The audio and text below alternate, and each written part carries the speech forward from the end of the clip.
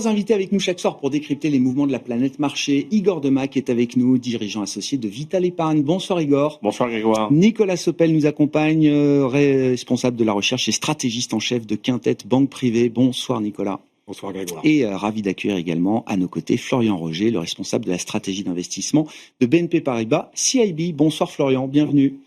Merci d'être avec nous Florian. Prenez la parole pour évoquer le sujet du dollar si vous voulez bien. Je le disais en introduction, effectivement. Alors c'est le grand trade de l'année jusqu'à présent avec un indice dollar qui a baissé de plus de 10% sur les 6 premiers mois de l'année. Mais non seulement il ne baisse plus depuis quelques semaines, quelques mois maintenant, mais il a même plutôt tendance à se réapprécier avec une progression d'1,5% pour l'indice dollar cette semaine et une progression de plus de 3% depuis la baisse de taux de la Fed délivrée les 16 et 17 septembre dernier. Comment est-ce qu'on comprend ce petit mouvement? Et derrière ce mouvement, est-ce qu'il y a de la place justement pour un développement un peu plus important encore de ce raffermissement du dollar? Nous, ce qu'on pense sur le dollar, c'est qu'on est quand même sur une tendance baissière. Ça, c'est le premier point. Après, la première jambe de baisse a été très brutale, notamment en fait contre euro. La baisse du dollar contre euro, selon nous, est globalement terminée. Elle est venue de mouvements de couverture de la part des fonds de pension européens. Quand on regarde les niveaux atteints aujourd'hui, on est en gros à la moyenne de long terme. Donc, ces mouvements de couverture ont amené une très vive appréciation de l'euro. Et du coup, quand on regarde le différentiel de taux de 2 ans réel, aujourd'hui, le taux de change couvre le différentiel de taux de 2 ans réel entre la Fed et la Banque Centrale Européenne. Et le troisième point, c'est la France, qui rend pas la zone euro hyper attractive quand même pour des Asiatiques, pour des Américains. Donc, ces 3 facteurs limitent en fait le potentiel d'appréciation de l'euro contre le dollar. En revanche, là où le mouvement pourrait continuer, c'est contre Asie. Parce que contre Asie, on a vu qu'il y avait beaucoup d'acteurs en fait qui s'étaient pas couverts potentiellement contre une dépréciation du dollar. Pourquoi ? Parce que le coût de couverture était trop important, puisque les taux dollars étaient à 4,50. Là, la Fed baisse ses taux. Selon nous, elle va baisser 3 fois ses taux d'ici la fin de l'année. Le coût de couverture baisse. Ça peut amener en fait un mouvement de dépréciation du dollar. Et fondamentalement, c'est la stratégie que veut l'administration américaine. C'était au cœur du papier de Stéphane Miran. Ouais. Donc, le penseur de la stratégie économique, effectivement, de cette administration Trump, Stephen Miran, lui, il veut voir des devises asiatiques se réapprécier encore plus face au dollar. C'est ça. Exactement. Ouais. Ce que note Stéphane Miran, il nous dit, en fait, il y a un sujet avec l'Asie. Parce que l'Asie, en fait, a énormément de réserves de change et des petits marchés obligataires. Et donc, l'Asie a énormément de réserves de change en dollars. Mais du coup, ils se retrouvent dans un système où beaucoup de pays asiatiques pèguent leur monnaie. Donc, en fait, ils ont une demande de dollars pour gérer le PEG. Ouais. Et puis, il y a beaucoup de centres financiers en Asie. Taïwan, Singapour, Hong Kong. Et du coup, il y a cette demande en dollars. Et ce que dit Miran, c'est il nous dit, structurellement, cette demande de dollars pour raisons financières entraîne une appréciation du dollar. Et du coup, le dollar est structurellement surévalué. Et on perd de la compétitivité, notamment contre la Chine. Donc, ce que veut Miran, c'est, en fait, obtenir cette dépréciation du dollar. Comment ? Jouer sur les tarifs, jouer sur de la répression financière, potentiellement. Donc là, attention, si les investisseurs se disent, maintenant, la suite du plan de Miran, c'est une dépréciation du dollar contre Asie. Ouais. Là, avec les baisses de taux de la Fed, on pourrait avoir un mouvement de dépréciation du dollar. Donc, profitons, en fait, de cette respiration du dollar actuel pour jouer un mouvement baissier contre Asie. Ah ouais, je comprends. Le trend n'est pas terminé, mais c'est bien contre Asie qu'il faut peut-être se focaliser désormais pour une reprise de cette tendance baissière du dollar. Nicolas, alors sur ce micro-mouvement de réappréciation du dollar, quelle analyse est-ce que vous en faites? Et est-ce que oui, pour vous, le dollar aussi a vocation à continuer de baisser, notamment face à des devises émergentes asiatiques, par exemple? Oui, je suis d'accord. Je pense que le dollar va continuer de baisser pour des raisons fondamentales. Premièrement, les déficits évidemment budgétaires américains, la Fed qui va continuer de baisser ses taux. Maintenant, sur ce petit rebond, c'est un petit rebond technique. Le dollar commence à approcher à des niveaux de résistance contre l'euro, autour de 1,14, 1,15, 100 sur le DXY. On est, je crois, sur un niveau de résistance à 1,32 sur le CAB et 155 sur le yen. Donc, effectivement, pour l'instant, je pense que le trend baissier du dollar n'est pas fini. Il y a évidemment un gros niveau, par contre, à casser sur le dollar. C'est ce gros niveau qui porte le DXY depuis, on va dire. Donc l'indice dollar, DXY. Voilà, l'indice dollar contre un panier de devises qui tient depuis 2010. Mais fondamentalement, on reste baissier. Il y a aussi une volonté de diversification contre le dollar. Effectivement, est-ce que contre l'euro, maintenant la marge de manœuvre contre l'euro, peut-être l'euro commence à voir un peu le top autour, on va dire, de 1,20. Il pourrait aller un petit peu plus haut. Mais c'est vrai qu'on regarde d'autres devises. On parle beaucoup du risque politique en France, mais il y a un petit risque politique au Japon. Mais c'est vrai que techniquement, on pourrait se dire le yen. Il est bien reparti à la baisse, le yen, là. Oui. Le yen est bien reparti à la baisse. Est-ce que Sanae Takahashi va être élu Premier ministre? On ne sait pas. Donc toutes ces anticipations un petit peu dovish sur le Japon pourraient faire repartir, qui sont peut-être en train de s'évanouir, pourraient faire repartir le yen dans un premier temps. Florian parlait des devises asiatiques, donc ça en est une autre à surveiller, oui. Effectivement, alors oui, le trade reflationniste a été magnifié avec l'arrivée à la tête du PLD, du Parti libéral-démocratique, de Madame Sanae Takahashi. Je crois qu'elle a perdu un membre de sa coalition, c'est ça, donc son élection en tant que première ministre est pas forcément si évidente, ou en tout cas, elle aura peut-être pas autant de marge de manœuvre que ce qu'on pouvait imaginer à la tête du Japon. Hein. Non, exactement, parce que c'est l'alliance entre le LPD et Komeito, c'était une alliance de 26 ans, vient de prendre fin, donc la marge de manœuvre pour arriver au pouvoir se rétrécit un petit peu.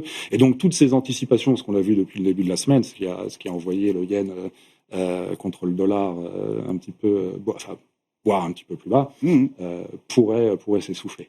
Mais voilà, encore une fois, l'incertitude politique, plus elle dure, moins c'est positif. Chacun a ses petites affaires politiques à gérer de son côté. Il y a la France, mais il y en a un peu partout. Sur le dollar, qu'est-ce que vous dites? C'est vrai que c'est un mouvement qui a pris beaucoup de gens de court en début d'année. On a vu des achats de couverture un peu en panique.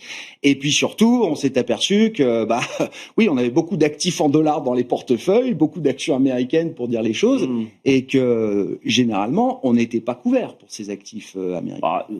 Traditionnellement, on couvre pas un risque monétaire avec un actif à duration longue comme les actions et risqué. On prend la monnaie, fait partie du risque d'investissement. C'est moins vrai pour les obligations où là, on est obligé de couvrir le coupon, etc. Je pense qu'aussi c'est peut-être un contre-pied à l'idée que le dollar avait perdu son statut. On entendait ces rengaines, on les entend tout le temps. C'est un peu comme le pétrole, il y en a plus, on n'a plus besoin. Bon, en fait, tout le monde en veut du dollar. Et puis quand le dollar baisse, on achète de l'or, qui est une espèce de dollar un peu plus brillant et puis plus lourd. Donc c'est vrai que ça avait été très vite. Là, on ne sait pas si c'est technique ou pas, mais contre euro, aller toucher les 1,18, 1,20, c'est déjà très violent. Des mouvements monétaires de 15%.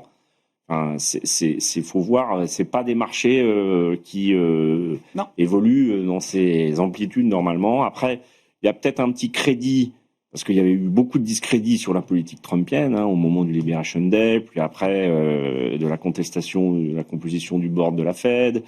Bon, là, on est un peu moins dans ces sujets. La macro résiste aux droits de douane. Les baisses d'impôts sont passées, donc le sentiment que finalement la zone monétaire US,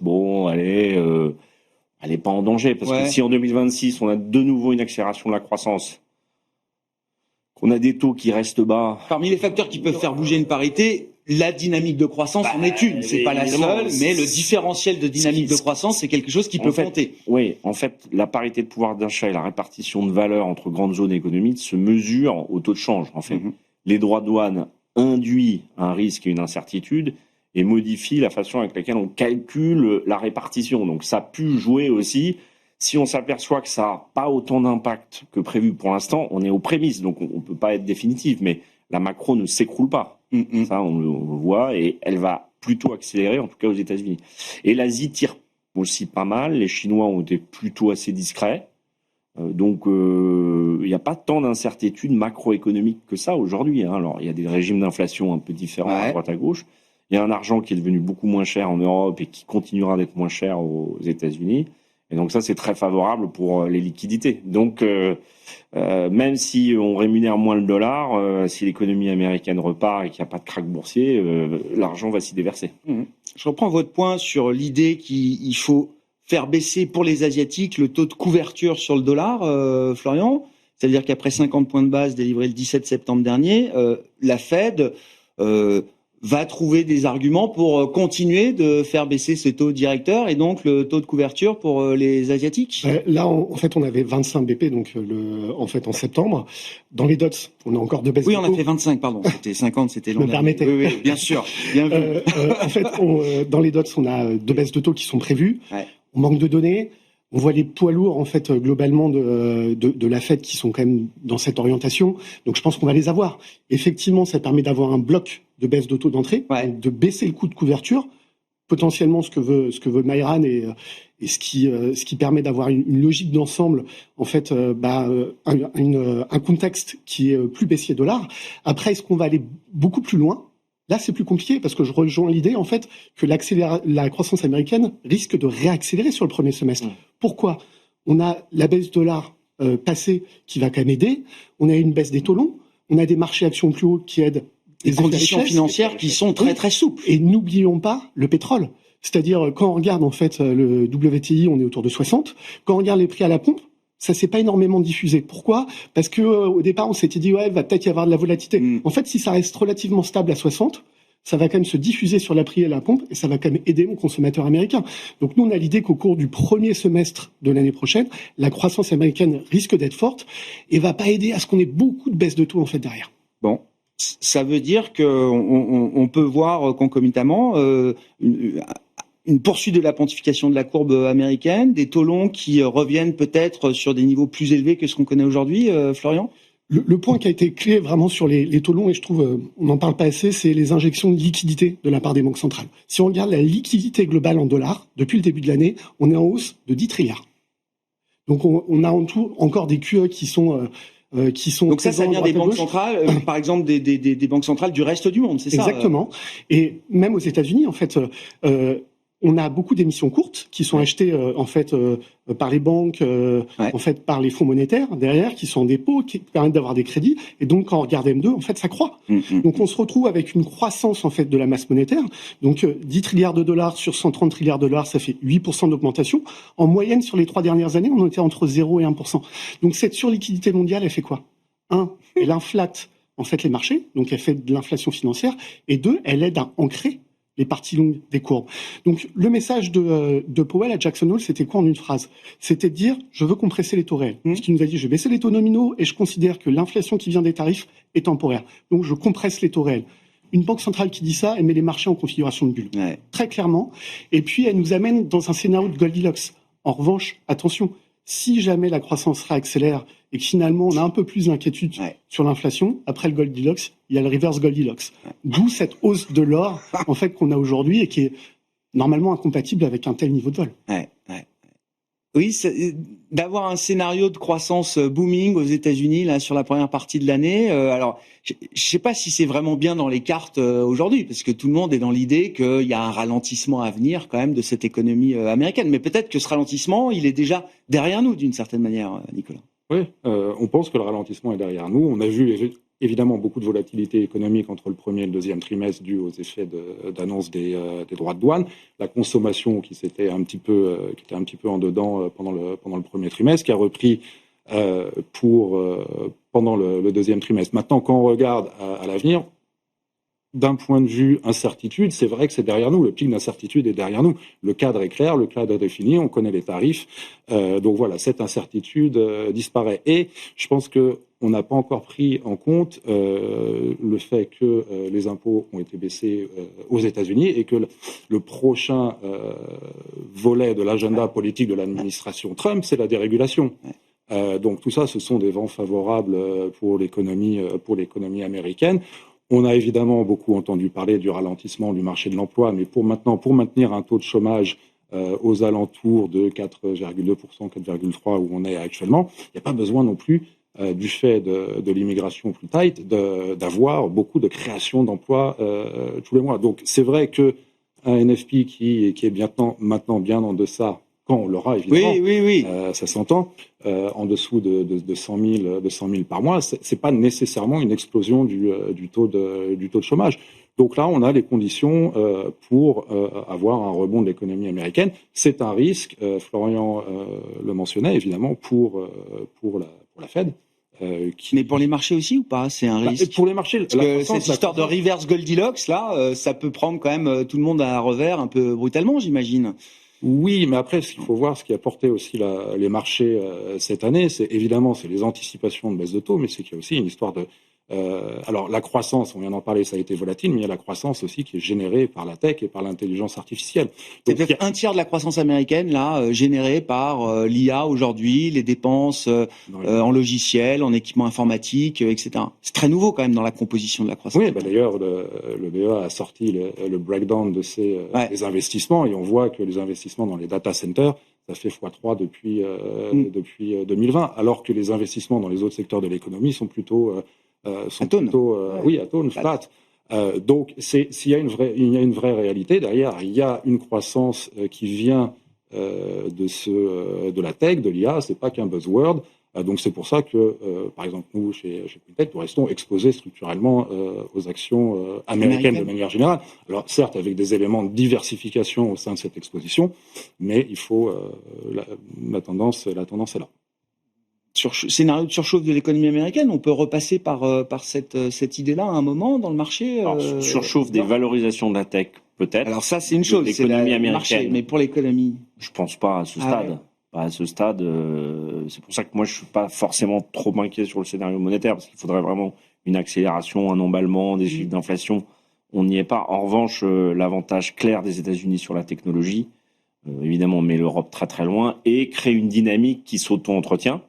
Alors là, on peut plus dire que l'intelligence artificielle n'est pas utile, n'est pas dans nos vies.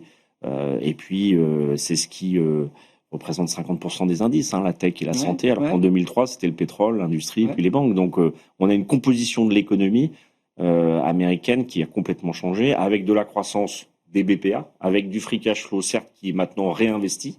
Ah oui, beaucoup, mais massivement. En fait, oui, mais en fait, une économie qui fonctionne, c'est quoi? C'est ça. C'est pas une économie qui épargne. C'est pas une économie où on a un taux d'épargne comme en France de 21%. On réinjecte, et dans une économie qui vit à crédit, puisque c'est l'économie américaine, qu'est-ce qui compte? Que le coût du crédit soit pas très cher et qu'il y ait des projets d'investissement avec des TRI entre guillemets supposés rentables. Et c'est ça le capitalisme. C'est la confiance dans un projet structurant, déstructurant, rupture technologique, destruction créatrice schumpeterienne, peu importe, mais évidemment, ils sont à l'avant-pont de tout ça. Ouais. Avec toujours un moment dans ces cycles de CAPEX qui peut être un moment douloureux aussi pour les prix et les valorisations boursières, Igor. Oui, mais le modèle... Ces histoires de cash flow, alors pour l'instant, effectivement, ils servent à beaucoup réinvestir. Il faudra quand même rentabiliser demain ces dépenses. La question, elle est sur toutes les lèvres, elle est en permanente à la une de tous les journaux financiers anglo-saxons chaque jour qui passe. Le fait de voir une poignée de mastodontes faire circuler de l'argent entre eux en nouant des partenariats dont on comprend pas toujours forcément bien la profondeur, les tenants, les aboutissants, etc. Cette forme de circularité. En 2000, j'étais un peu loin des marchés, mais beaucoup de gens me racontent quand même ce qui a pu se passer aussi dans ces périodes-là. L'argent un peu jeté par les fenêtres. J'en sais rien. Est-ce qu'on a déjà des petits canaris dans la mine là qui sont à écouter ou à surveiller? Sûrement. Oui, sûrement. Après, est-ce que c'est une petite mine ou une grosse mine? C'est un peu la palissage que je sors, mais non, mais on n'a pas de réponse définitive. On n'a pas vraiment de réponse, et puis on a vraiment un secteur qui aujourd'hui a clairement mis au démarrage de sa vie, et c'est vrai pour les Netflix, l'impératif de capter des clients. Et c'est là où en fait, eux raisonnent pas du tout comme nous. C'est-à-dire qu'eux, ils disent pas, faut faire de la rentabilité tout de suite. C'est impossible quand on lance une société. Sam Altman dit, c'est pas dans mes préoccupations, c'est pas dans le top 10 de mes préoccupations aujourd'hui. Il faut valider le modèle. C'est-à-dire comment avoir des clients fidèles et de plus en plus. Donc, on est quasiment à 1 milliard d'utilisateurs de ChatGPT en 3 ans. Donc, à peine. Souvenez-vous, Amazon, c'était gratuit au début. Puis après, on vous fait payer un abonnement, Amazon Prime. Après, on vous fait payer les frais de transport. Et en fait, vous convertissez, parce qu'une fois que le client il est convaincu que le service... Et donc, c'est ça. Leur modèle, c'est ça. Et c'est pour ça que ça demande beaucoup de capitaux, parce que le coût d'acquisition d'un client dans la tech, sur Internet, est très, très cher. Alors, est-ce qu'ils vont tous y parvenir? Enfin, en tout cas, nous, on est nulle part sur ce sujet-là en Europe. À part quelques fabricants de puces, on est nulle part. Donc, ça crée un vrai différentiel de croissance ça, c'est sûr. Aujourd'hui. il faut rester exposé à cette thématique. Il n'y a pas d'autre choix. Alors, tactiquement, à la fin d'année, on en parlera dans les allocations, ça peut valoir le coup de prendre un peu de performance aujourd'hui, parce que quand même, ça a vachement progressé. Pas forcément en euros, d'ailleurs. Hein. Faut pas oublier. Les marchés européens n'ont pas si mal fait, à part le CAC. Après, c'est difficile. Vous dites aux clients, non, la cybersécurité, j'y crois pas. L'intelligence artificielle, j'y crois pas. Moi, je suis quand même un investisseur value, mais je peux pas ne pas regarder des valeurs qui, finalement, avec la croissance, vous voyez, deviennent assez vite peu chères, entre guillemets, puisque c'est aussi leur credo. Ouais. Bon, nous aussi, on a des secteurs qui vont très bien. Value, toujours. Le secteur financier, bancaire en Europe a été un extrêmement bon performeur ces dernières années. Alors, il n'avait rien à envier au thème de l'IA. Non, mais c'est un des premiers secteurs qui a été virtuel. N'oubliez pas, on a remplacé les comptes, enfin les coffres-forts. Hein. Oui. C'est un des premiers secteurs qui s'est informatisé. Oui. Et oui. Oui. Bon, sur le marché américain, force et fragilité du marché américain, et derrière le thème de l'IA, est-ce qu'on est dans un moment d'aveuglement collectif ? Est-ce que c'est normal de 96 à 2000 il fallait en être, Florian ? Est-ce qu'on est encore dans cette période-là, ou est-ce qu'il est déjà temps de s'interroger sur justement la surchauffe de cette thématique, ou en tout cas tout ce qu'elle peut aspirer comme capitaux? Pour l'instant, c'est un peu tôt, parce que le message de la Banque centrale était très fort. Je compresse les taux réels, ça met les marchés en configuration de bulle. Le meilleur style d'investissement action à ce moment-là, c'est le style momentum. Donc, on est là-dessus. Sur la partie en fait IA, ce qu'on voit, c'est qu'on a encore des révisions haussières de la part des analystes.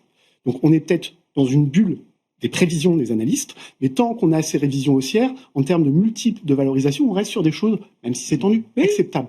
La phase qui va être plus dangereuse, c'est qu'en fait, on n'aura plus de révision haussière des prévisions bénéficiaires. Et les prix qui continuent de monter. Exactement. Et là, dans ces cas-là, c'est une phase où il faudra faire beaucoup plus attention et se couvrir. Mais on n'est pas encore dans cette phase, ça c'est le premier point.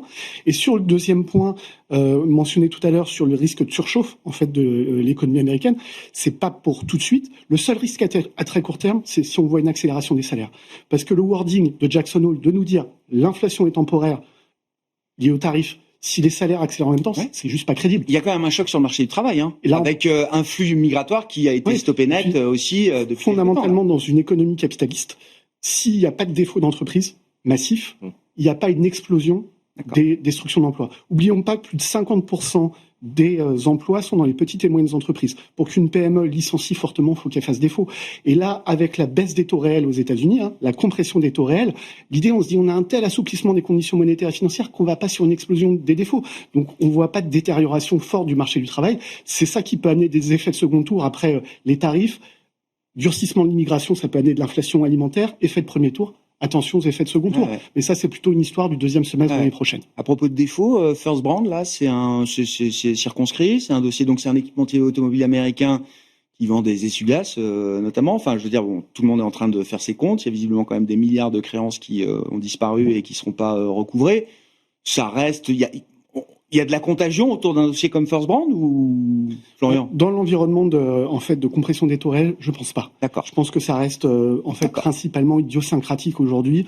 On voit pas en fait une vague de annonciateur de défauts. Il n'y a pas de problème de liquidité sur les entreprises. La Banque centrale est en train de baisser ses taux. Il y a des conditions monétaires et financières qui ont été hyper assouplies. Donc dans ce marché américain, et puis en dehors de ce marché américain, Nicolas, comment on se diversifie ? C'est-à-dire, est-ce qu'il y a autre chose à regarder que le thème de l'IA dans le marché américain, et autre chose à regarder qui paye ? Et en dehors du marché américain, mais c'est le constat qu'on dresse tous les jours dans cette émission, tout paye aujourd'hui. Vous croyez aux émergents, ça marche. La tech en Asie, ça marche. Vous aimez le thème un peu plus value, d'infrastructure. L'Europe offre de très belles performances. Vous avez peur. L'once d'or est un actif surperformant aujourd'hui. Il y en a pour tous les goûts dans ce marché. Ouais, voilà. En quelques mots, c'est aussi un petit peu notre... Quelles que soient vos convictions, il y a un truc qui vous convient, quoi. Oui, et puis c'est un petit peu le résumé de notre exposition. Moi, j'aime bien insister en ce moment sur les émergents, sur la Chine, parce que je pense qu'il y a un vrai... en 2025, il y a un changement un petit peu, notamment avec la Chine. Et aussi, on en a beaucoup parlé, on sait qu'il y a une histoire IA aux États-Unis. On la connaît. On sait qu'il n'y en a presque pas en Europe, mais on est en train de découvrir qu'il y a aussi potentiellement une histoire IA ou tech en Asie. ou tech en Asie. En Chine et en Asie. Par exemple, depuis l'introduction de ChatGPT, donc c'était octobre 22. Octobre ou novembre 22. Novembre 22, peu importe. En dehors de Nvidia, quelles sont les valeurs à travers le monde qui surperforment? SK Hynix, SMIC. Ouais. Donc, en gros, il n'y a pas d'IA sans l'Asie. Ne serait-ce que pour le hardware. Donc, on le voit, les valeurs qui marchent. OpenAI va d'ailleurs nouer des deals avec ce genre de boîte, SK Hynix notamment en Corée du Sud. Ouais, exactement. Donc, dans un premier temps, on se dit, bon, voilà, il n'y a pas de tech sans l'hardware asiatique. Mais il y a aussi une autre utilisation de l'IA, notamment en Chine, qui est plus basée sur l'utilisation de tous les jours, alors qu'on est plutôt sur du hyperscaler aux États-Unis, avoir la puissance de computing, etc. On est dans l'application pure et dure en Asie, les chatbots, on l'a vu avec DeepSeek, et on voit des noms, des players type AI en Asie qui commencent. Alors, évidemment, j'ai parlé de SMIC, de SK Hynix, mais il y a Alibaba, il y a Tencent, il y a Baidu.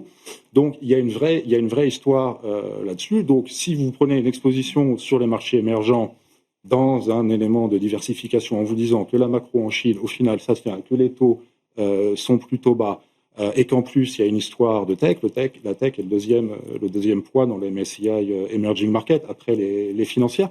Donc, voilà, il faut, dans ce contexte, tous les risques n'ont pas disparu. On peut avoir une allocation plutôt avec une préférence sur les actions, sur les obligations, mais toujours avec un mix diversifié, avec des opportunités, notamment sur les émergents. Sur la Chine, alors je sais qu'il n'y a rien de tel que les prix pour faire varier les sentiments, et donc comme la tech chinoise s'envole, tout le monde a envie de participer évidemment à ce mouvement-là. Je me rappelle qu'il y a encore quelques années, certains grands pundits nous disaient que la Chine était ininvestissable.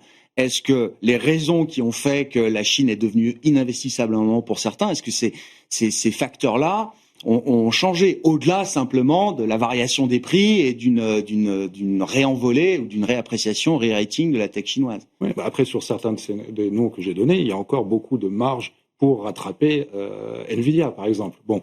Mais on a moins peur d'un pouvoir chinois qui viendrait du jour au lendemain, comme ça, rayer d'un trait de plume un secteur, réguler massivement un secteur, prendre un patron pour l'emmener loin des caméras, etc. Enfin, c'est tout ça qui a rendu la Chine exactement. Mais en fait, la Chine, tout ça, c'était d'une certaine façon, ça a été voulu. C'est qu'après des années d'expansion, une reprise en main volontaire. Voilà, c'est une reprise en main volontaire. Donc toute cette extrême régulation, je pense qu'on est, on le voit dans le changement de ton de la part de Pékin, et avec les politiques mises en place. Donc là, on va le voir avoir une confirmation avec la prochaine réunion qui arrive semaine prochaine ou dans 2 semaines sur les 5 prochaines années. D'accord. Donc c'est ça que j'aime bien aussi dans cette économie, c'est qu'on se projette à long terme, au même titre que Sam Altman se projette à long terme sur les AI, c'est-à-dire qu'il y a des volontés. On est passé par là, par un moment difficile, short-term pain for long-term gain. Je ne sais pas, désolé pour traduire en français. Mais voilà, donc ça revient. La Chine se tient d'un point de vue macro. On a accepté de la douleur pendant quelques années pour le bénéfice et la prospérité commune de long terme. Pour reprendre la terminologie chinoise. Oui, sur la Chine. Donc la Chine redevient investissable. Elle redevient investissable. 50%, oui, tout le monde retrouve l'idée que c'est investissable. Il y a eu moins de cas justement de patrons envolés, disparus. Donc en fait, ça disparaît un peu. La rémanence de ce genre d'événements qui sont quand même relativement négatifs pour un investisseur. Là où je souscris à l'idée qu'ils ont du long terme, c'est qu'eux ne sont pas confrontés à des échéances électorales. Donc ça permet pour un pays de plus d'1,2 milliard d'habitants de piloter une économie gigantesque qui se calque à peu près sur le modèle japonais. Rappelez-vous, dans les années 80, le Japon, c'était l'étoile de la technologie, les Walkman Sony, enfin bon. Ah bah bien sûr. Et la Chine, en fait, ils sont à peu près pareils, sauf qu'ils sont beaucoup plus grands. Mais ils sont aussi disciplinés et ils ont tout. Et aujourd'hui, ils ont tout. On rajoute les terres rares, ils ont tout. Donc oui, la zone Asie, c'est une zone qui est très tech, où il y a de la croissance, où il y a aussi du vieillissement démographique. Donc ça, c'est un peu le contrebalancier.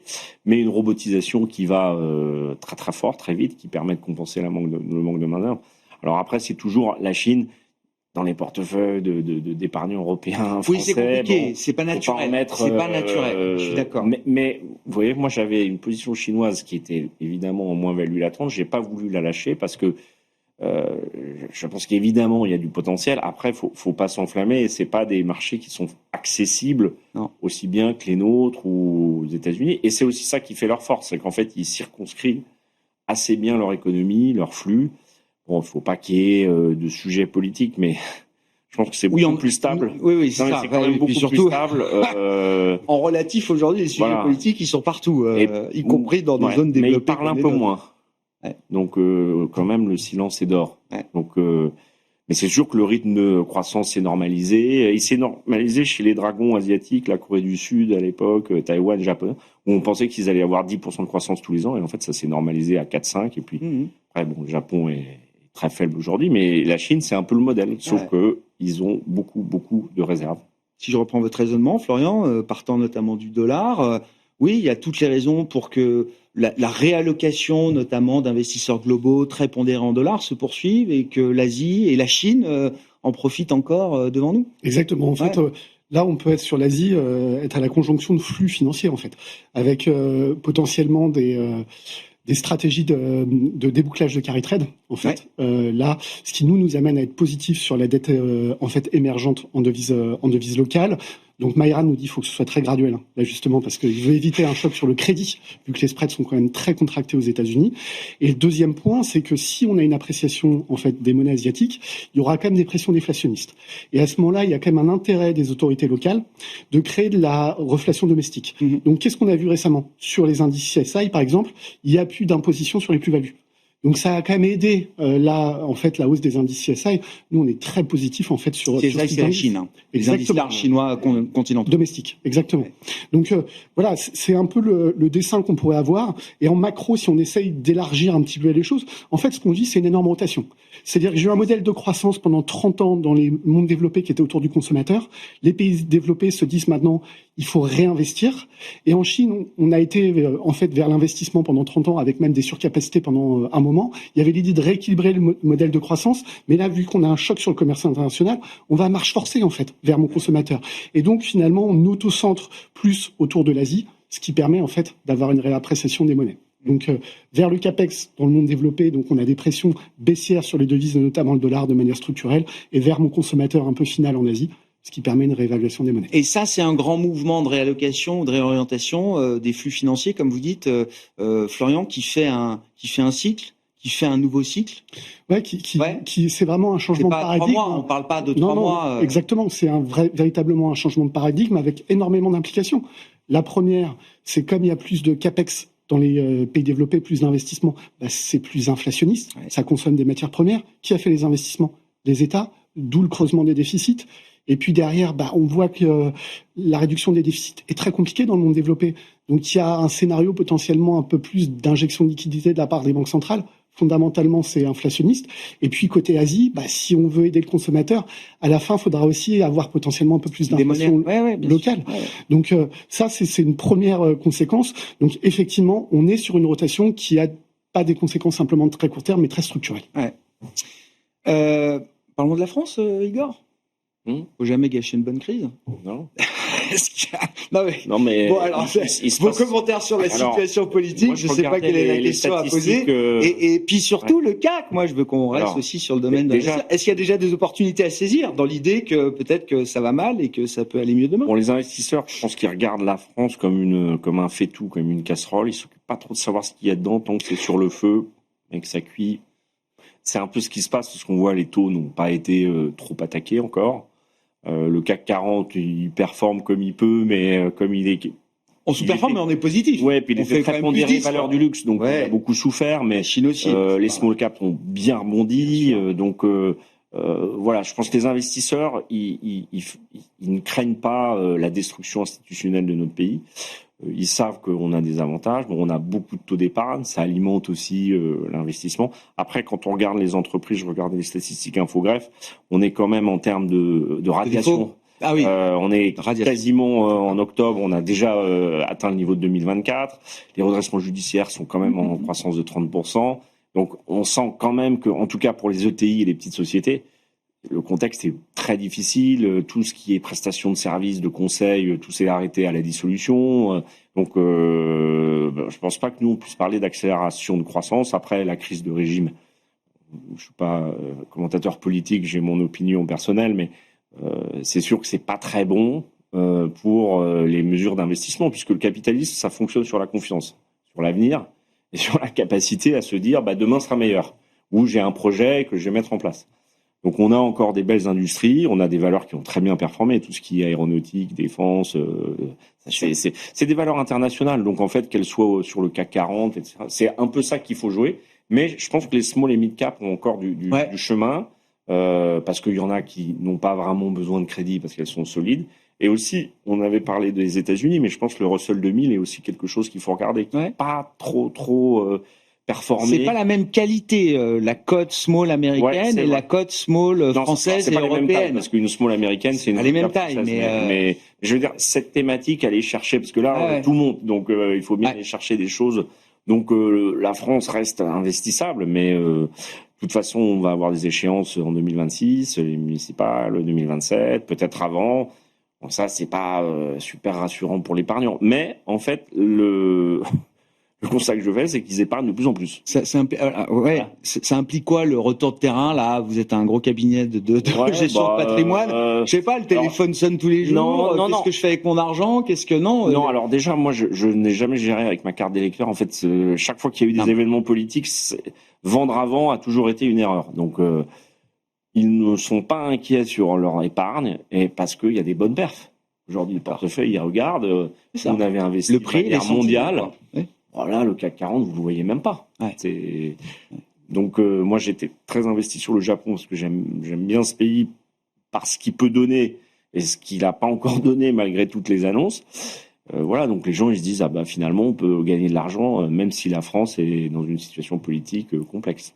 Bon, c'est quoi sur le message sur la France pour des clients d'une banque privée? Si jamais vos clients vous interrogent sur la France, Nicolas.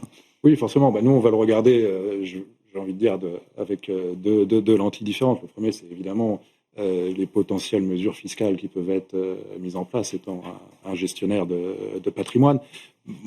Je laisse ça à mes collègues banquiers. Plutôt du côté investissement, on va le regarder avec les écarts de rendement. Sur les spreads, on se rend compte que, c'est ce qu'Igor disait, c'est qu'au final, c'est pas... la casserole est sur le feu, les spreads restent entre 70 et 90 de points de base. Donc voilà, il n'y a pas, tant qu'on reste dans cette cocotte, je veux dire, il n'y a pas d'inquiétement de marché. Il faudrait pas, par contre, que ça dure trop longtemps. Malheureusement, on se dit, ça peut durer jusqu'à la première partie de l'année 2027.